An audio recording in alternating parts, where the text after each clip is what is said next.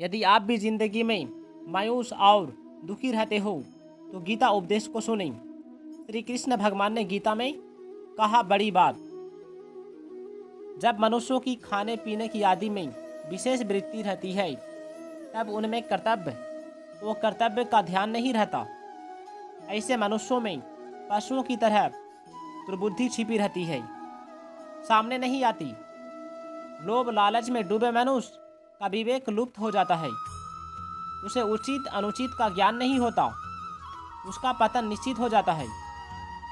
जो व्यक्ति कहता है कि न कोई कर्तव्य है और ना ही कोई वो कर्तव्य, और ना ही कोई दुराचारी और ना ही सदाचारी, और ना ही ईश्वर, न भाग्य, न पाप, न पुण्य, परलोक, न किए हुए कर्मों का कोई अच्छा बुरा फल है, वह नास्तिक अर्थात ईश्वर को न मानने वाला है। नास्तिक लोग ईश्वर, परलोक या मर्यादा से नहीं डरते, वे शासन, गलत लोगों और गलत प्रभाव से डरते हैं।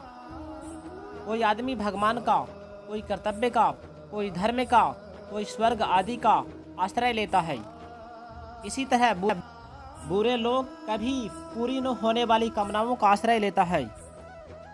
लोभ के फंदे में फंसे लोगों के पास लाखों करोड़ रुपये हो जाएं तो भी उनकी मांगे की आदत खत्म नहीं होती।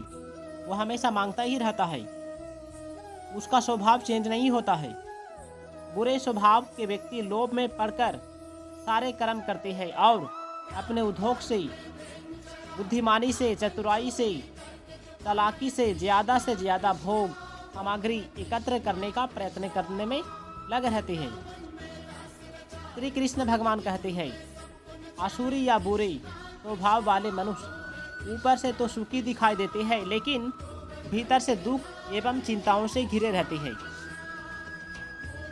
सुखी वास्तव में वही है जिस पर सुख हो या दुख कोई उल्टा प्रभाव नहीं पड़ता है। वो हमेशा दुख में भी खुश रहता है, हर स्थिति में समान रहता है। जो लोग किसी के सामने नम्र नहीं होते, झुकते नहीं, किसी महापुरुष के सामने आने पर नमस्कार नहीं करते, ऐसे लोग को बहुत ही कष्ट भोगना पड़ता है। और बड़ी बात कहा श्री कृष्ण भगवान ने, मनुष्य उठते जागते बैठे चलते हर समय भगवान के नाम का स्मरण करते रहना चाहिए। अपने सारे काम करे लेकिन भगवान का ध्यान अवश्य करे। जो मनुष्य सांसारिक सीमित पदार्थों को निजी न होने पर भी निजी मानकर आनंद पूर्वक भोगता है, वह हिंसा करता है। दूसरों को दुखी देखकर उनका दुख दूर करने की भावना को दया कहते हैं।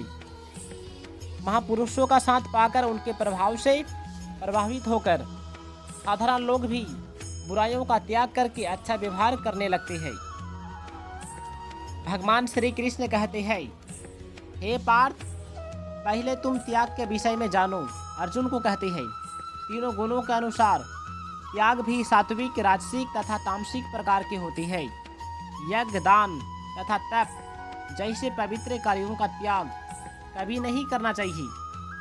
सन्यासी और गृहस्थी को भी सात्विक कर्म मानकर इन्हें करते रहना चाहिए। ध्यान रहे कि फल की इच्छा के बिना किए गए यज्ञ, तप और दान ही सात्विक तथा करणीय होता है। फल की इच्छा से किए गए शुभ कर्म की त्यागने योग्य है। निर्धारित कर्मों का त्याग करने की आवश्यकता नहीं रहती। यदि कोई भी व्यक्ति आलस्यवश या मेहनत से बचने के लिए कर्तव्य कर्म त्यागता है तो वह राजसी त्याग है। हमें कभी भी आलस्य नहीं करना चाहिए। आलस्य ही हमारा प्रथम शत्रु है, इसका सुफल नहीं होता। जबकि मूर्खतावश कोई भी कर्म त्याग कर व्यक्ति ज्ञान के बिना, भक्ति के बिना त्याग करे तो तामसिक त्याग माना जाता है। हे अर्जुन, सच्चा त्यागी वही होता है जो अशुभ कर्मों का स्वेच्छा से त्याग कर देता है तथा शुभ कर्मों को फल की आसक्ति के बिना संपन्न करता है। सच तो यह है कि शरीरधारी मनुष्य कर्मों को भी कभी त्याग ही नहीं सकता। अतः कर्म तो करना, परंतु फल की इच्छा को त्याग देना ही श्रेष्ठ त्याग है। यदि व्यक्ति फल की इच्छा बनाए रखता है, शरीर छोड़ने के बाद भी उसे अगले जन्म लेकर शुभ अशुभ फल भोगने ही पड़ते रहते हैं।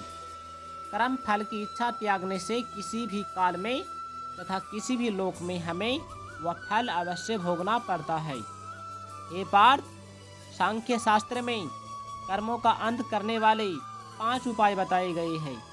इन्हें समझने का प्रयास करें। अधिष्ठान, कर्ता, करण, चेष्टा और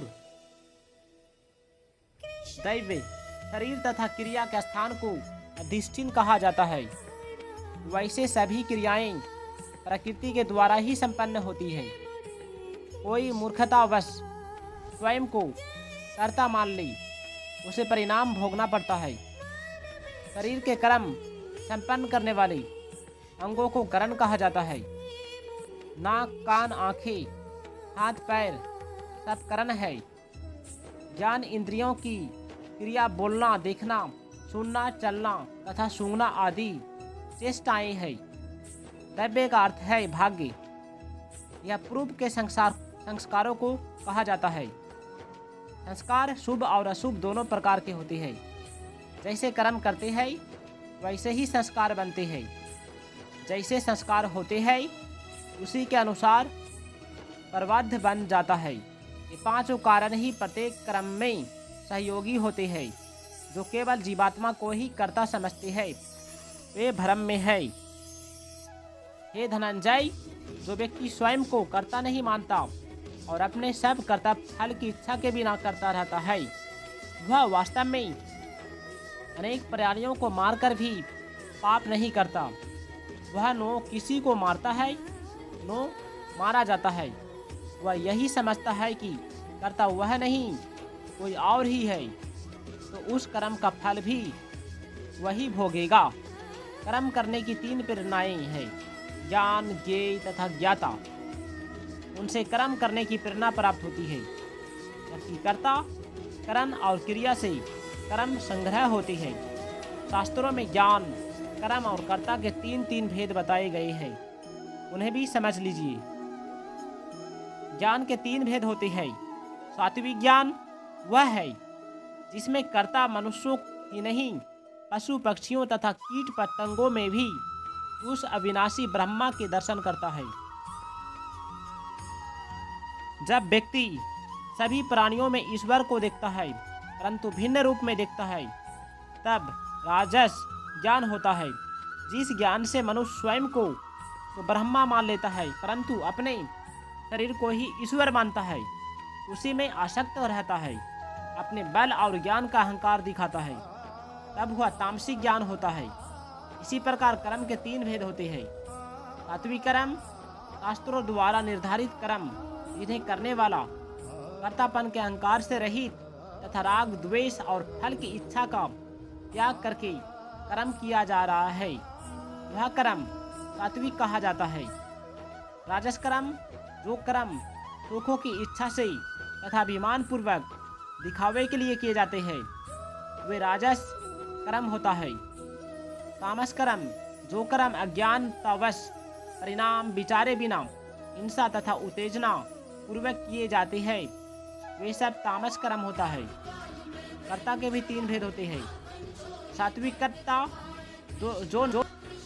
जो निर्धारित कर्म अनासक्त बिना लगान भाव से, बिना कर्तापन के अभिमान के, बिना धैर्य के और उत्साह खोए सफलता तथा असफलता की चिंता के सुख दुख में समभाव रखने वाला व्यक्ति करता है, वही सात्विक कर्ता होता है। दोस्तों, आइए जानते हैं फिर क्या कहा श्री कृष्ण भगवान ने गीता में। आपका भी होश उड़ जाएगा। आइए जानते हैं। राजस कर्ता, कर्म फल की इच्छा रखकर लोभ या पद यश पाने की भावना से जो व्यक्ति कर्म करता है वह राजस कर्ता होता है। तामस कर्ता, जब कोई असावधान रहकर घमंड से, लोभ से, बदले की भावना से, दुख तथा अशांत मन से कर्म करता है तो वह तामस कर्ता कहलाता है। दोस्तों, यदि आपको वीडियो अच्छा लगा है तो इस वीडियो को लाइक करके चैनल को सब्सक्राइब कर दीजिए और कमेंट में जय श्री कृष्ण लिखिए।